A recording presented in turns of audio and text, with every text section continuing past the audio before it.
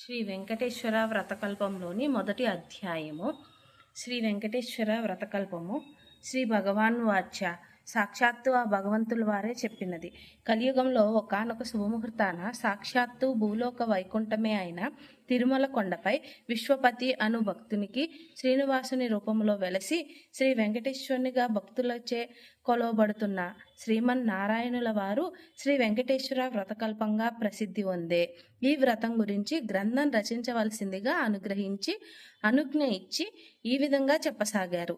ఓయి ప్రియభక్త విశ్వపతి నామధేయ, నా ప్రియభక్తుడవైన నీకు ఇప్పుడు ఒక విశేష వ్రతకల్పం గురించి వివరిస్తున్నాను. ఈ వ్రతము నాకు అత్యంత ప్రియమైనది, అందరూ ఆచరించుటకు ఎంతో సులభతరమైనది. కలియుగంలో మానవులు తమ పూర్వజన్మ ఫలాలను అనుభవిస్తూ తిరిగి అనేక పాపకర్మలను అనరిస్తూ అనేక కష్టాల పాలవుతున్నారు. వీరిలో నా భక్తులైన కొందరు వారి వారి కష్టాలను నివారించవలసిందిగా నన్ను వేడుకుంటున్నారు. ఎన్నో వ్యయ ప్రయాసల నోర్చి తిరుమల యాత్ర చేసి నన్ను దర్శించుకుంటున్నారు. నా భక్తులంటే నాకు అత్యంత ప్రియం. నా మీదే పూర్తి భారం వేసి ధర్మపదంలో జీవితం గడిపే వారి బాధ్యత నేనే వహిస్తాను. ఇప్పుడు నేను వివరిస్తున్న ఈ వ్రతం శ్రీ వెంకటేశ్వర వ్రతకల్పం అనే పేరుతో ప్రసిద్ధి పొందగలదు. ఈ వ్రతం నాకు అత్యంత ప్రియమైనది. ఈ వ్రతాన్ని భక్తి శ్రద్ధలతో ఎవరైతే ఆచరిస్తారో వారి బాధలన్నీ తక్షణమే నివృత్తి కాగలవు. ఈ వ్రతము ఎవరైనాను ఎప్పుడైనాను ఆచరించవచ్చును. ప్రత్యేకించి మార్గశిర మాసము, మాఘమాసము, కార్తీక మాసములందు గాని, పౌర్ణమి, పంచమి, సప్తమి, ఏకాదశి తిథుల యందు గాని, శ్రవణ, స్వాతి నక్షత్రముల రోజుల యందు గాని ఆచరించిన మిక్కిలి ఫలదాయకము. ఈ కలియుగంలో నా భక్తులైన మీరు అనుభవిస్తున్న కష్టములన్నీ నాకు తెలియను. మీకు ఎప్పుడు ఏ కష్టం కలిగినా, ఏ ఆర్థిక సమస్యలు కానీ, ఆరోగ్య సమస్యలు కానీ, ఉద్యోగ వ్యాపార సమస్యలు కానీ కలిగి మనశ్శాంతి లేనప్పుడు ఈ వ్రతం ఆచరించిన ఎడల తక్షణమే ఆ కష్టాలన్నీ తొలగిపోగలవు. మరియు మీరు మీ ఇంట ఏ శుభకార్యం తలపెట్టినను ఈ వ్రతం ఆచరించిన ఎడల ఆ శుభకార్యం నిర్విఘ్నముగా జరిగి 1000 రెట్లు శుభప్రదము కాగలదు. ఈ వ్రతం ఆచరించిన వెంటనే సకల సుఖశాంతులు, అష్టైశ్వర్యాలు లభించగలవు. ఉదయమున గాని, సాయంకాలం అందు గాని ఈ వ్రతం ఆచరించవచ్చును. ఈ వ్రతము 5 అధ్యాయములతో కూడినది.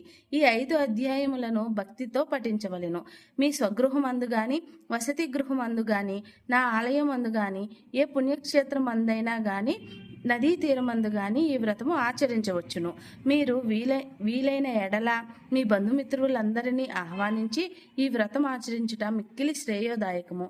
ఈ వ్రతం ఆచరించిన వారికిని, విన్న వారికిని ప్రసాదమును భక్తితో స్వీకరించిన వారికి అష్ట ఐశ్వర్యములు కలగగలవు. ఈ వ్రతమును పూర్వకాలంలో నా ప్రియభక్తులైన ఎందరో మునీశ్వరులు ఆచరించి ఎన్నో దివ్య ఆశీస్సులు పొందినారు. భూలోకవాసులైన మీ అందరికీ ఈ వ్రతం మిక్కిలి ఆనందప్రదాయని అయి అనేక శుభములను కలగజేయును. ప్రశాంత మనసుతో నన్నే తలచుకుంటూ ఈ వ్రతం ఆచరించినచో వ్రతఫలము మిక్కిలిగా ఉండగలదు. ఈ వ్రతం ఆచరించు విధానము మిక్కిలి సులభతరము. కలియుగంలో మీకు గల కష్టములన్నీ నాకు తెలియను.